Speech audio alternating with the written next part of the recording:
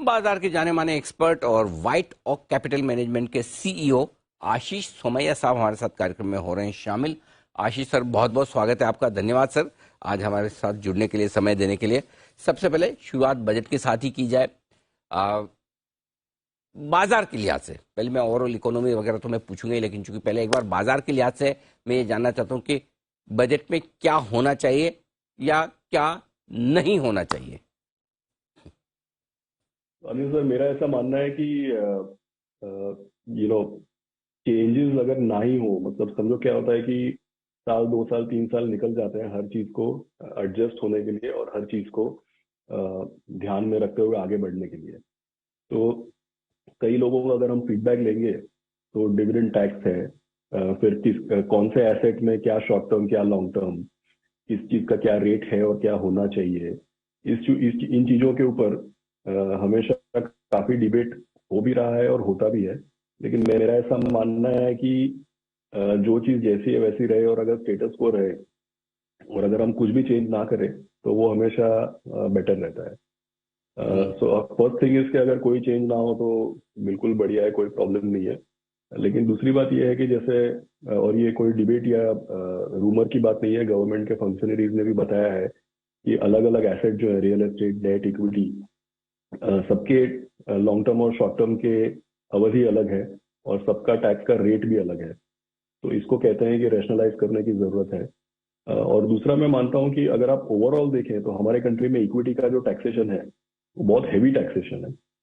अगर आप डिविडेंड के लिहाज से देखें तो कंपनी के टैक्स पेड प्रॉफिट के ऊपर फिर से टैक्स दिया जा रहा है। अगर आप देखें तो लॉन्ग टर्म गेन भी आ गया, लेकिन एसटीटी भी है अभी। तो क्या है कि रैशनलाइजेशन करने की जरूरत है, और कुछ रैशनलाइजेशन इक्विटी के फेवर में भी हो सकता है। लेकिन एक्चुअली क्या है कि किस तरीके के चेंजेस होंगे ये प्रेडिक्ट करना नामुमकिन है।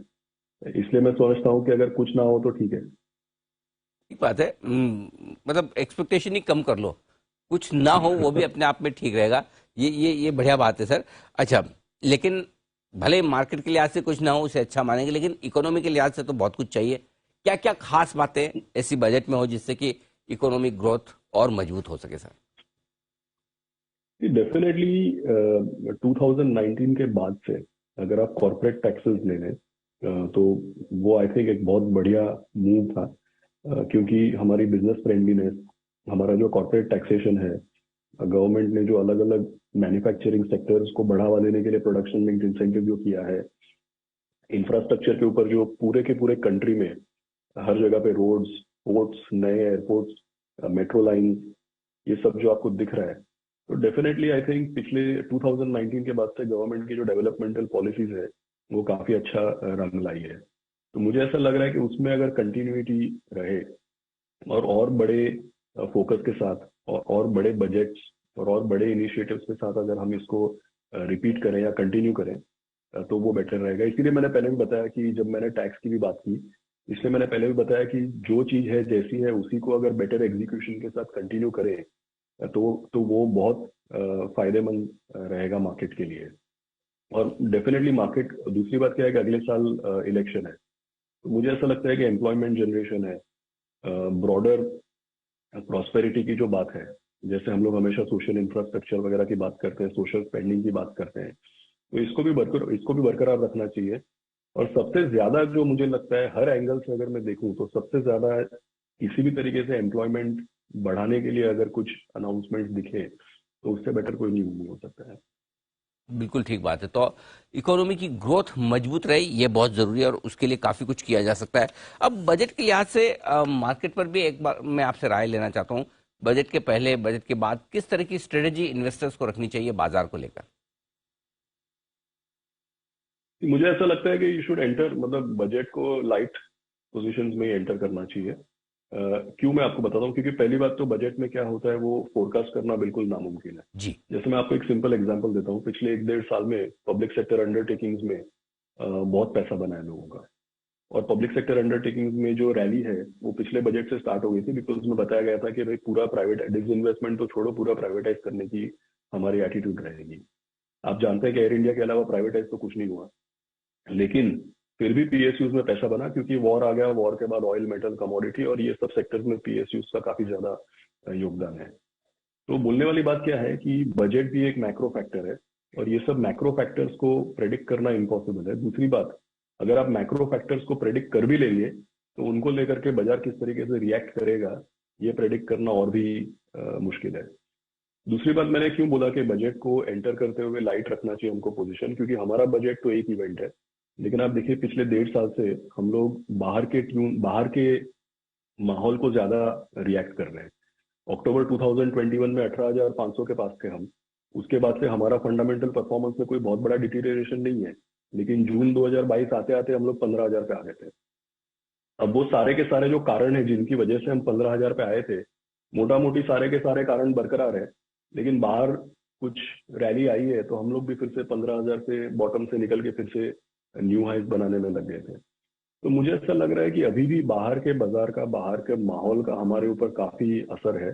तो हमारा बजट तो एक इवेंट है, लेकिन बाहर की जो ऊंच नीच है उसका हमारे पे ज्यादा प्रभाव रहेगा। बिल्कुल ठीक बात। तो ग्लोबल मार्केट्स का असर रहेगा ही रहेगा, बजट हमारी इवेंट निकल भी जाए, लेकिन फिर भी उसके बावजूद इस साल चुनौतियां काफी है ग्लोबल मार्केट्स को लेकर। सर ऐसे में जरा बताएं कहाँ आप पॉजिटिव हैं इस साल, सेक्टर्स के लिहाज से, थीम्स के लिहाज से, जहां बाजार की कमजोरी में मौके ढूंढने चाहिए इन्वेस्टमेंट करने के। एक्चुअली अगर आप देखें तो एक्सटर्नल एनवायरनमेंट की वजह से ही क्लियरली आपको दिख रहा है कि आईटी और खास करके मिड कैप आईटी, बड़े आईटी कंपनीज का ज्यादा कोरिलेशन है यूएस वगैरह के साथ, लेकिन मिड कैप आईटी कंपनीज जो है, जो काफी स्पेशलाइज्ड फील्ड में काम कर रही है और जिनके क्लाइंट्स उनके साथ इन्वेस्टमेंट कर रहे हैं, वो लंबी अवधि का डेवलपमेंट का इन्वेस्टमेंट कर रहे हैं, ऐसे नहीं कि कोई मेंटेनेंस प्रोजेक्ट चला रहे हैं। तो जो मिड कैप आईटी कंपनीज हैं, इनका समझो पिछले एक साल में return on equity, earning growth, profitability, किसी चीज पे कोई असर नहीं पड़ा है, लेकिन पूरा का पूरा आईटी सेक्टर 25 to 30% डाउन है और काफी भारी डी रेटिंग इनकी हो चुकी है। तो हम लोग किसी भी साल में ये नहीं सोचते कि कौन सा सेक्टर अच्छा करेगा, लेकिन अपॉर्चुनिटीज शायद यहाँ पे मिल सकती है। दूसरा चीज है, अगर आप देखें जैसे फार्मास्यूटिकल्स है, कोविड के समय में काफी इसको हाईलाइट किया गया था, लेकिन यहाँ पे भी क्या है कि अलग अलग कंपनियों का बिजनेस मॉडल में काफी डाइवर्सिटी है, तो यहाँ पे भी हमको अल्फा जनरेशन अपॉर्चुनिटीज मिलती है। तीसरा चीज मैं बोलूंगा कि जैसे कंज्यूमर डिस्क्रेशनरी है, तो सारे के सारे जो कंज्यूमर स्पेंडिंग और कंज्यूमर डिस्क्रेशनरी के सेक्टर्स हैं, इसमें काफी हम लोग को लगता है कि at least 2 to 3 year medium term काफी पोटेंशियल है।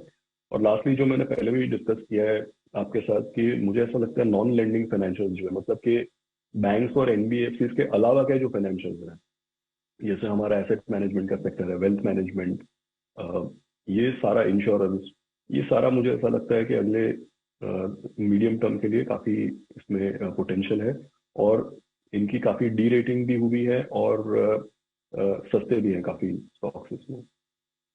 ओके, तो काफी इंटरेस्टिंग थीम्स हैं। आईटी और फार्मा जो थोड़े कम पसंद वाले सेक्टर रहे हैं पिछले साल के, यहाँ पर एक अच्छे मौके देगा इस साल, बाजार में पैसा लगाइए।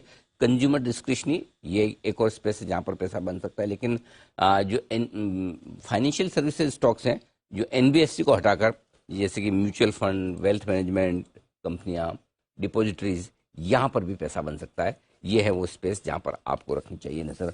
आशीष सर, बहुत बहुत धन्यवाद आपका समय देने के लिए। जल्द आपसे फिर मुलाकात होगी। Thank you so much sir. Thank you Anil sir. Thank